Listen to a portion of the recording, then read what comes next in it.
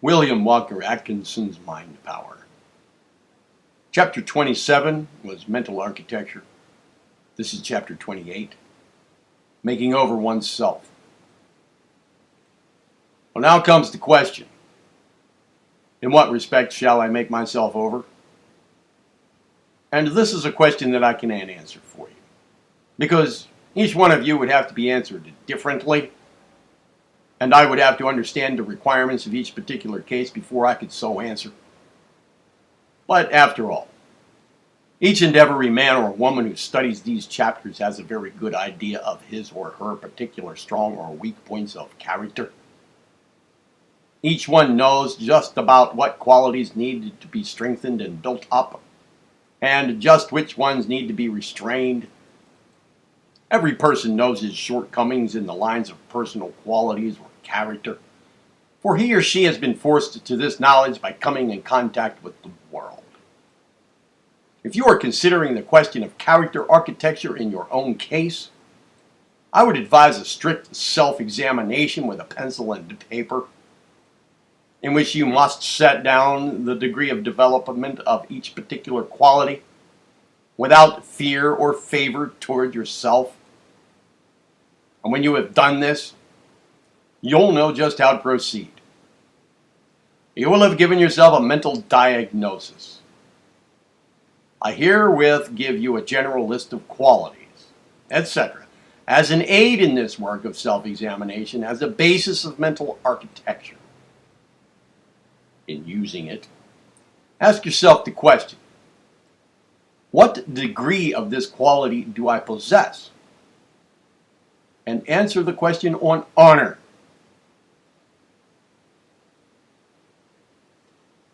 I'll give you a list of the faculties usually given in works on phrenology, which will aid you very materially in preparing your report on yourself. Each faculty relates some quality of character possessed by you, and regarding which you are asking yourself the question mentioned just a moment ago. Sexuality, ideality, friendship, mirthfulness, love of life, sense of size, physical appetites, sense of order,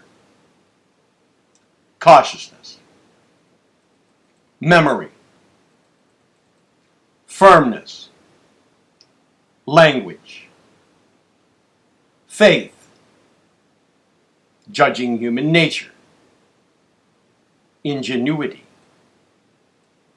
parental love, imitation, stick-to-itiveness, sense of shape, determination, sense of color, secretiveness, sense of locality, self-esteem, musical taste, hope, comparison, sympathy, domestic qualities, sublimity, love of places, observation, fighting qualities, sense of weight, acquisitiveness, sense of number, love of praise, sense of time, integrity, originality, veneration, agreeableness. Every one of these mentioned faculties or qualities may be increased or decreased by the practice of the methods given in this lesson. Autosuggestion, visualization, and acting out the part. That triple method of character architecture will enable anyone to make himself over in any one or more of these qualities. You will, of course, always remember that the methods named act in the direction of stimulating the growth of the brain cells in the particular centers areas and region in which the particular faculty or quality is manifested. The immediate cause of the growth of the brain cells is the desire of the individual manifesting itself along physical lines, coupled with that law of nature which causes increased physical or mental growth in accordance with necessity or need.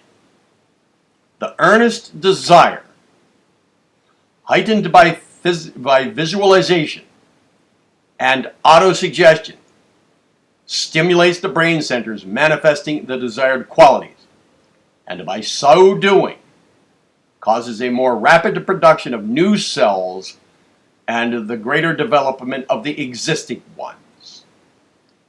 Then the acting out the part, with its physical manifestations, creates a direct demand upon the brain for means of manifestation, and the brain responds by growing additional cells to meet the demand. There is in nature a law that tends to furnish to the organism that which is needed for its development and necessities. The horse has evolved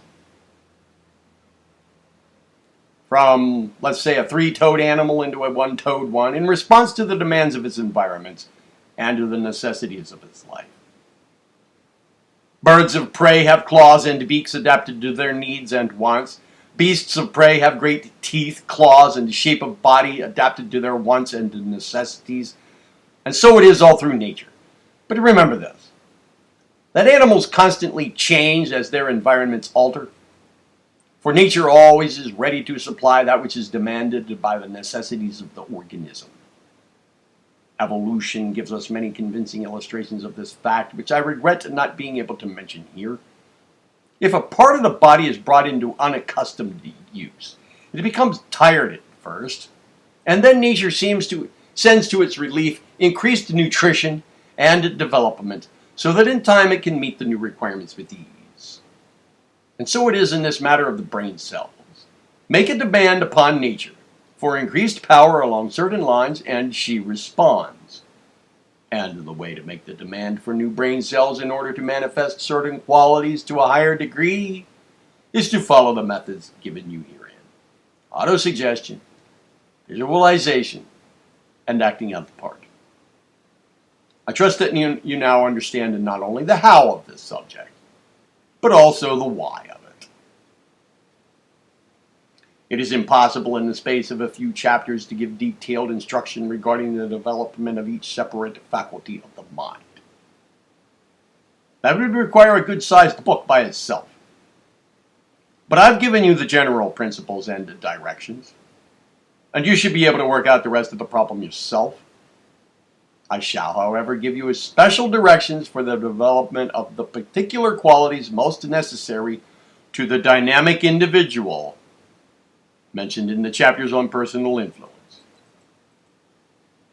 Before proceeding to this last mentioned phase of the work, however, I wish to say that not only may one make himself over by the methods given, but that he may make over other people by the same methods applied in the forms of suggested treatment. This is particularly true in the case of children, whose characters are extremely plastic, and who yield readily to constructive shaping and guidance. It is not necessary for me to go into this matter in detail, for in my chapters on mental suggestion and mental therapeutics, as well as in this present lesson, I give the principles of such treatment and the methods of applying the same. I trust that you have paid sufficient attention to what has been taught to be able to understand and apply this form of suggestive treatment to others. What I have said about treating the John Smith part of you is true when you are actually treating others. The same principles apply. In addition to these, you may advantageously use treatments by mentative currents, which will tend to induce in the mind of the other person the desired mental state, which in time will result in the production of the new brain cells needed to establish the mental character cure. In treating others for a change of character, proceed exactly as you would in treating them for a physical ailment. The principle is the same, for the trouble arises from a similar underlying cause. In both cases, you are treating mind, remember? And now, to the building up of the dynamic individual. We have seen what he was like. Now we must try to make ourselves over to remember him, to resemble him. The methods given in the present chapter and the one immediately following it apply to this work, of course. Let us now form a mental picture of the dynamic individual and see what qualities he possesses, and then learn how to develop and cultivate those qualities. Our dynamic individual is possessed of a strong desire. He knows how to want a thing the right way. No mere wishing or sighing for a thing. When he wants a thing, he wants it. We all think that we want things, but the majority only want them in a half-hearted way. The flame of desire burns feebly and gives little light or heat. One of the first things you will notice in coming in contact with the men who do things in the world is that they are filled with that intense, eager, longing, craving, hungry, ravenous desire that urges them on to mighty effort and achievement, which makes them demand things instead of begging for them. Even among the animals that we speak of as strong and masterful, you will find that this desire quality is strong. So much so that it impresses itself in their every movement and action. And on the other hand, you will find a lack of that same quality in the species of animals that are preyed upon, hunted and devoured by the others. This class of weak desired animals impress us as weak and spiritless, and so it is with men. No one ever did anything or got anything unless he was filled with a strong, hungry desire for that thing. If a man feels a hunger for attainment, just as he feels a hunger for his meals, he will make mighty efforts to satisfy that hunger. Just think of what you would do to satisfy a craving hunger. Well, these men feel the same way about other things for which they are hungry. Desire is a form of hunger. And the hungrier a man is for a thing, the more desire force will he manifest, and the greater efforts will he make to get that thing.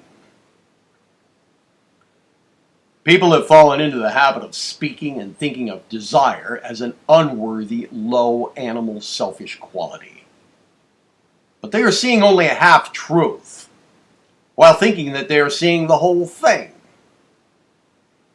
They seek to escape by speaking of high desires, aspiration, ambition, zeal, ardor, love, and a number of similar terms. But these things are merely our old friend desire with a new name.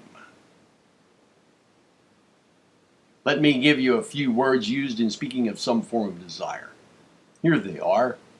Desire, wish, want, need, exigency, mind, inclination, leaning, bent, animus, partiality, penchant, predilection, propensity, willingness, liking, love, fondness, relish, longing, hankering, solicitude, anxiety, yearning, coveting, aspiration, ambition, eagerness, zeal, ardor, appetite, appetency, hunger, thirst, keenness, longing, craving, and on and on. a formidable list.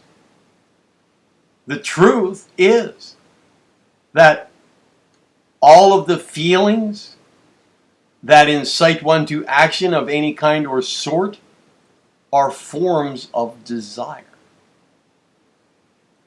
Without desire, one would cease absolutely from action. Preceding every action, there must be a desire, either conscious or unconscious. Even those people who make a virtue of renunciation of desire and who claim to have conquered desire absolutely are acting in response to a more subtle form of desire. How is this, you ask? Well, simply because they are carrying out a desire not to desire certain other things. Desire is at the bottom of the renunciation, just as it is at the bottom of the very desires they wish to renounce. This must be so always, for desire is a fundamental natural law and it is always manifest.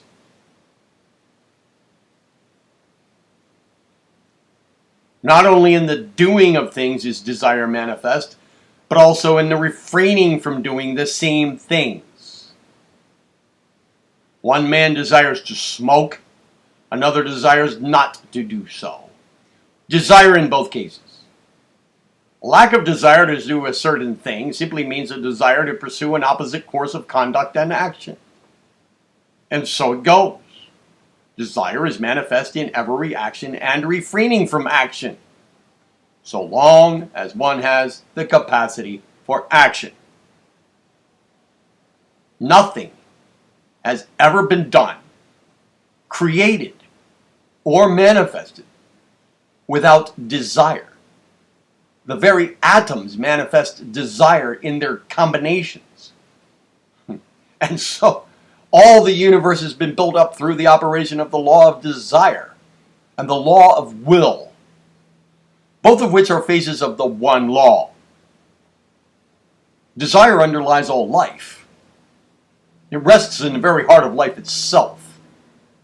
And the greater the manifestation of vitality, the greater the force of desire. But remember always that there are wise desires and unwise desires. And the dynamic individual learns to distinguish between the wise and the unwise desires, between the good and the bad ones, and governs himself accordingly. He examines his desires, and picking out the good and wise ones, he discards the bad and unwise ones. Then he proceeds to develop and build up the ones he has selected. And how does our dynamic individual develop his desire when desire in itself is not a separate mental faculty, but instead manifests through and in each faculty? He proceeds to hold up to it the mental image of the things to be desired. And the desire force within him flows forth and manifests more and more energy according to the stimulus. Desire force is always inherent in the person, just as is willpower. But both need an incentive to action, a stimulus to manifestation. It is a well-known law of psychology that desire flows out and manifests itself in response to an object.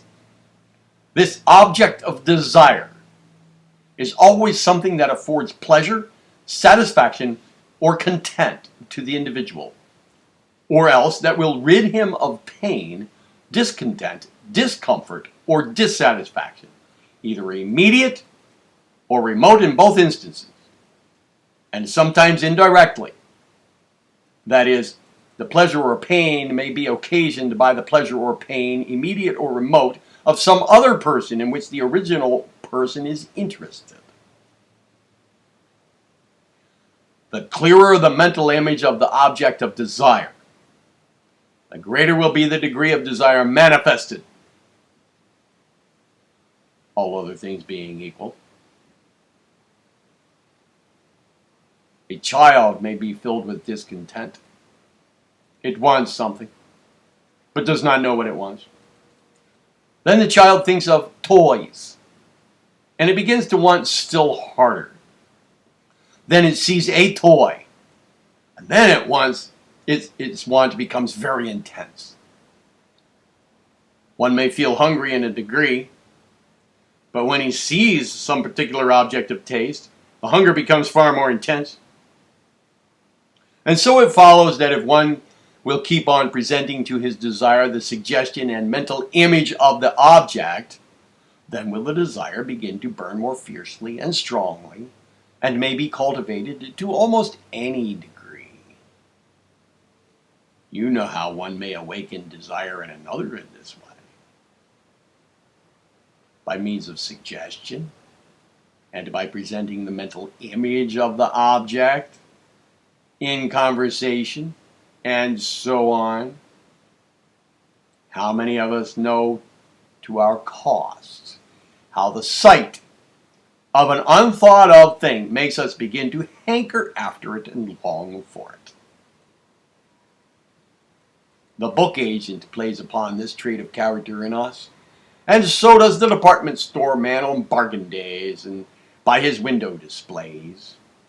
You will remember what I told you in the chapters on suggestion about the steps in salesmanship, the important point being to arouse desire in the customer, and what I said about the same thing in the case of the advertiser.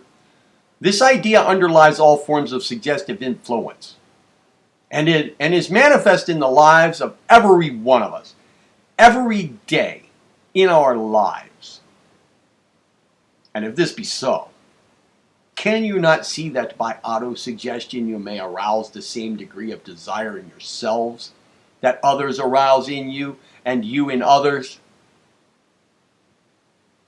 The threefold method: auto-suggestion, visualization, and acting out the part will develop desire in you.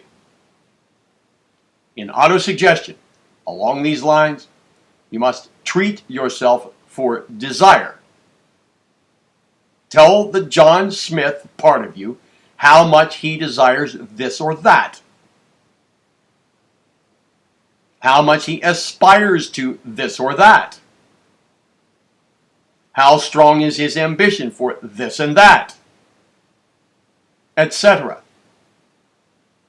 Then visualize the object, that is, the thing desired, until you can see it plainly and clearly.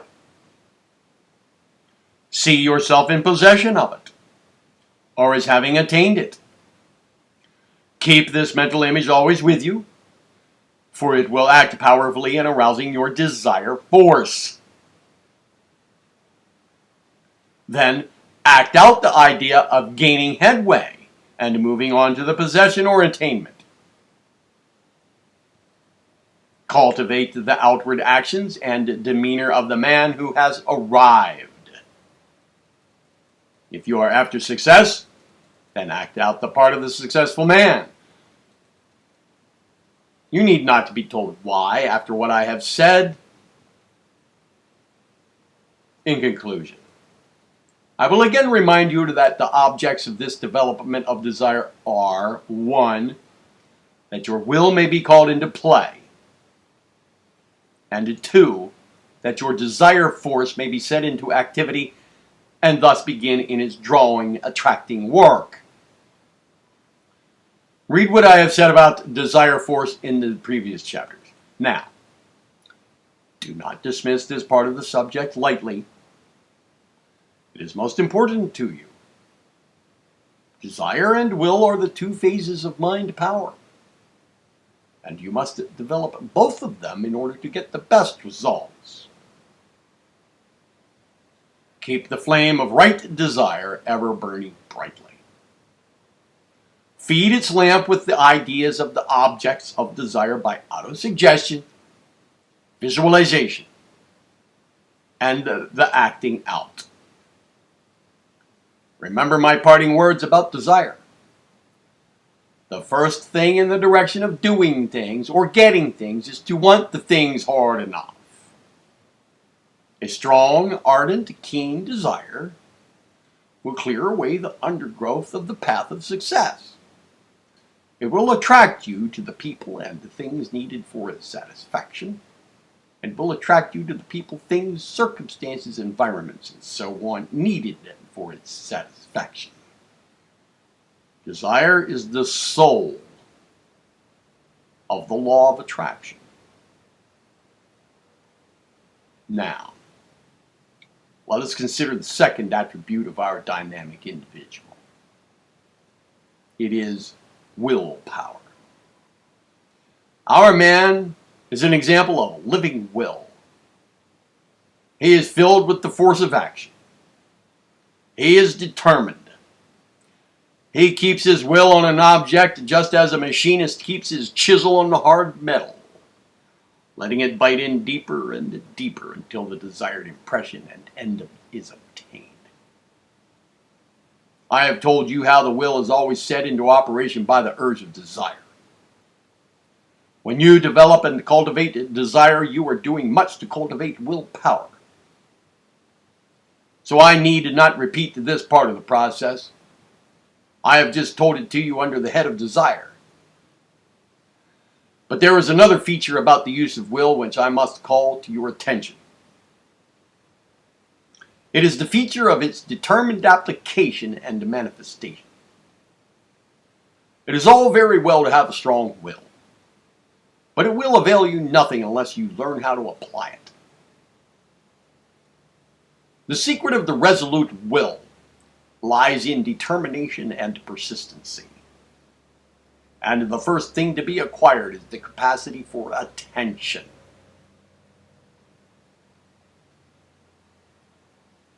Writers on psychology will tell you that a tenacious attention is one of the strongest factors of a cultivated will. That is it. You must acquire tenacity of attention. You must acquire the art of patiently dwelling upon a thing until you accomplish your purpose. You must learn to do things thoroughly and completely. You must learn to concentrate your will upon a thing and not allow it to be distracted or to wander off until you do what you set out to do. You must cultivate stability, decision, perseverance, tenacity, and stick-to-itiveness. And you can do all of these things by the triple method given in these chapters.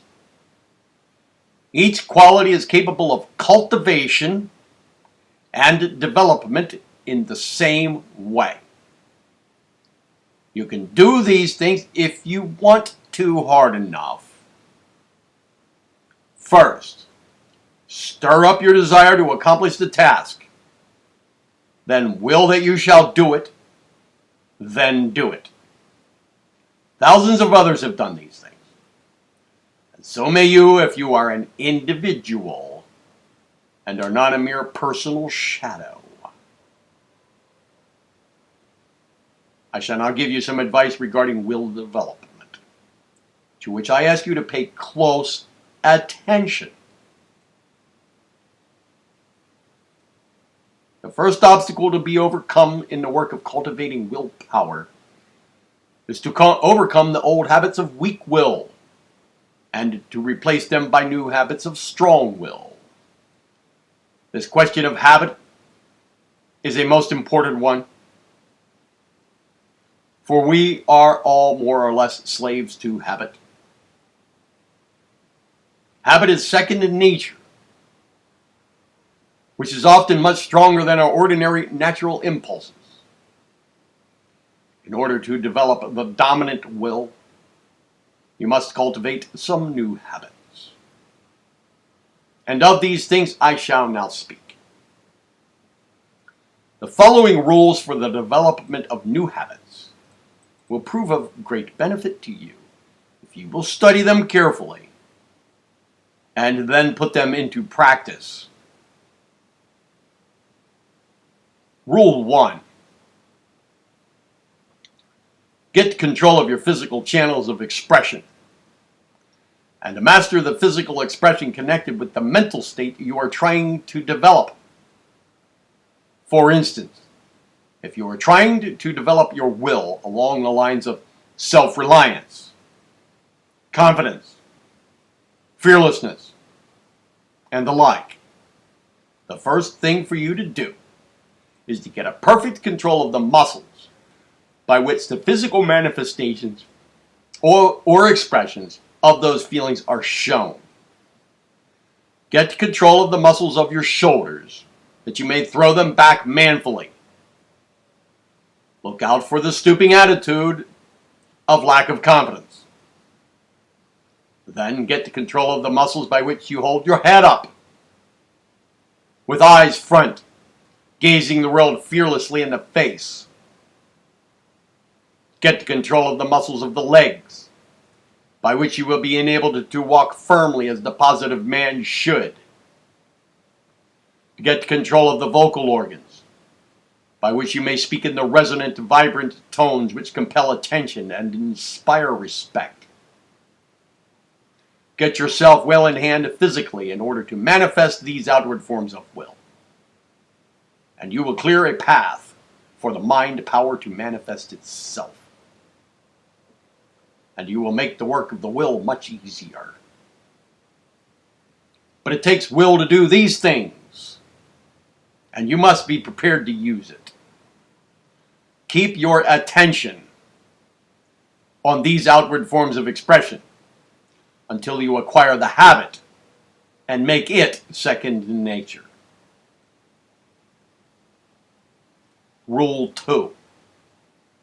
Learn to concentrate. By so doing, you will be able to focus your will on any object desired, and thus get the greatest effect. In using the will, endeavor to make it one-pointed, as the Orientals say. That is, have for the object of the will some one main object, and then focus the will firmly upon that object. Cast from your mind all ideas and thoughts not in harmony with the one idea upon which you are concentrating your will. In the beginning, it will be well to avoid all persons, environments, and so on, calculated to distract you from the main idea. In the beginning, it will be well to do that. But after a bit, you will be able to interpose a resistance to these distracting things and banish them from you by a mental command. While acquiring will in this way, you will find it often takes even more will to turn away from these outside objects than to follow your main object. You must learn to master these temptations, even if in so doing you find it necessary to act like Ulysses, who made his companions stop up their ears with wax, lest they be fascinated by the song of the sirens. Rule 3. In acquiring a will habit, use every occasion in order to repeat the effort of the will along the lines of the habit. Give your will much exercise. Every time you do a certain thing, the easier does it become to repeat it, for the habit becomes more firmly established. Habit is a form of impression, and the oftener you sink the dye of the will into the wax of the mind, the deeper is the impression. Exercise, exercise, exercise. Practice, practice, practice.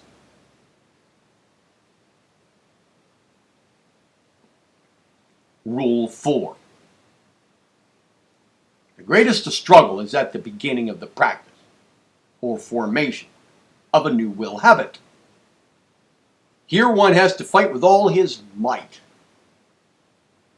But the first battle well won, the after fights moderate, and finally become mere skirmishes. Hence it behooves one to gird on his armor firmly and grasp his sword with strength at this first fight. Let one stop smoking or drinking, for instance, and he will find that 3/4 of the entire struggle is condensed in the fight of the first week, if not the first day.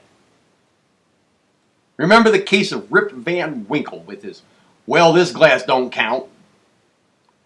He never could get started. And beware of the single slip at the start, for such slips weaken one more than he can regain in a whole day of success. After having made up your will to acquire a habit, you must not allow a single slip for this reason. A well-known writer on the subject has compared these slips to a ball of cord which one is endeavoring to wind. Each drop of the ball unwinds more than many windings can replace. Rule 5. Endeavor to fix the habit as a strong mental impression by any and every means that suggest themselves to you. For when this habit becomes firmly impressed upon your mind, you will find it most natural and easy to act along its lines, and the most difficult to break away from it, or to act contrary to it. You're building second in nature. Remember? Second in nature. Rule 6. Look before you leap. And to be sure you're right, then go ahead. Always take a good look at a thing before plunging in. Give it the benefit of your judgment, and do not be carried away by the judgment of others. Use your reason and judgment. That's why you have them. But after once having decided the thing is right for you to do, then you must learn to go ahead to the finish. Learn to place your hand upon the plow and not look backward. Learn to control your willpower and do not let it leap into action until you are sure it is the right thing to do. And all of this means rigid self-control and mastery of one's moods, as well as one's passions and emotions. Guard yourself against yourself, and also guard your desire from the influences of others. For through your desires, your will is called into action. Children, savages, and undeveloped individuals manifest little or no mastery over their desires, but allow themselves to be affected by every little wave from within or without, and then let their will fly into action in response thereto. The individual learns to inhibit, that is to check, restrain, hold back, forbid, prohibit, and so on, emotional states and feelings. By so doing, he will hold his willpower under control for use when it is advisable. Pull the trigger of your willpower yourself after you have taken deliberate aim and at some object worthwhile. Do not allow others to pull it for you, nor do you yourself pull it in response to a whim, a dare, an unrestrained feeling. A useful rule along these lines is given by Professor Hofting, who says, even if we cannot prevent a feeling from arising, we may possibly prevent it from spreading by inhibiting the organic movement which accompanies it, the indulgence in which augments it. In other words, restrain the physical action and the feeling dies. This idea of physical expression and acting out runs shoulder to shoulder with the idea of mental states all through the subject of psychology. Rule 7. Keep the mind filled with mental pictures of the thing which you wish to become a habit, for by so doing you are constantly adding oil to the flame of desire, and desire is the cause of the manifestation of will.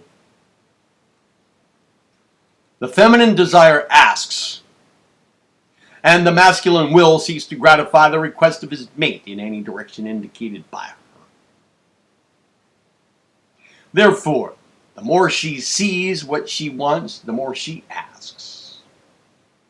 And the more she asks, the more eager does he become to please her. The apple was shown Eve, and then she told Adam it was good, and asked him to take a bite.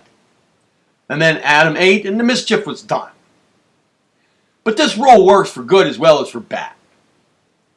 It's a poor rule that won't work both ways. But the principle is the same in both good and evil cases. Rule 8. Act out the habit as often as possible, and as well as possible. Learn to go through the motions until the part becomes perfect and easily performed. I needn't tell you students the reason for this again.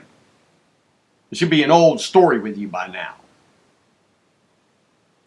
Rule 9. Practice doing disagreeable things. This will strengthen the will wonderfully, for reasons that should be apparent to every student. What would be the condition of your muscles if you never had to use them? And what will be the condition of your will if you never have to exercise it by doing something unpleasant or disagreeable? Anyone, even the weakest, can do a thing along the lines of non-resistance. Pleasant, agreeable things without opposition or resistance. But it takes a true man or woman, a true individual to do things against resistance from within or from without.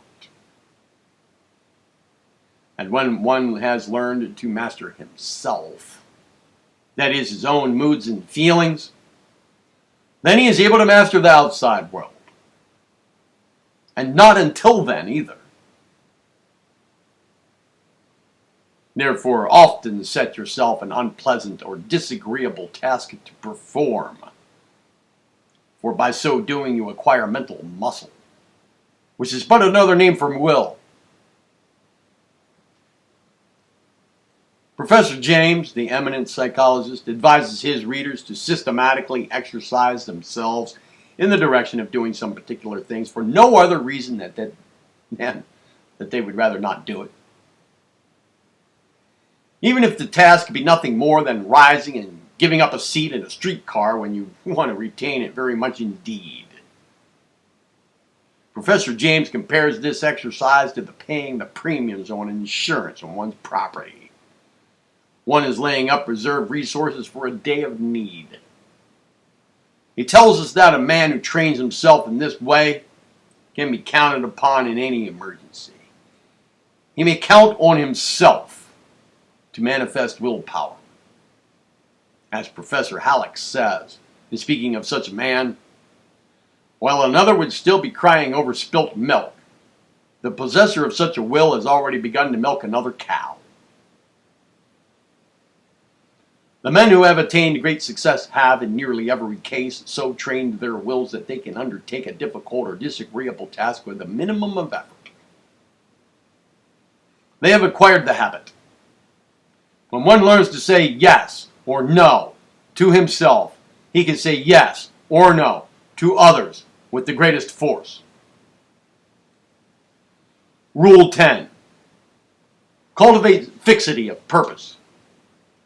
The man of strong will must learn to see an object ahead of him, and then to want it hard enough, and then to fix his will upon it and hold it there, while he moves to it in as straight a line as possible. But no matter how he may have to swerve from his straight line of approach, by unforeseen obstacles, nor how many times he may stumble, he still always remembers what he is after, and he keeps after it. The shifting, changeable, weathercock sort of men manifest but little will, and accomplish little or nothing. The successful men are those who know what they want and never forget it. It may take them some time to find out just what they do want, but once they find it out, they hold firmly to it to the end, with an invincible determination and unswerving purpose. And these qualities always win in the long run, if for no other reason than because so few possess them. And the majority of men get tired of the struggle and drop out of the race. It's the fellow with the staying qualities that pulls through in the end, no matter how much of a start the others may have had on him in the beginning. Concentrate and cultivate stick-to-itiveness. Chapter 29. The final chapter of William Walker Atkinson's Mind Power will be mind building.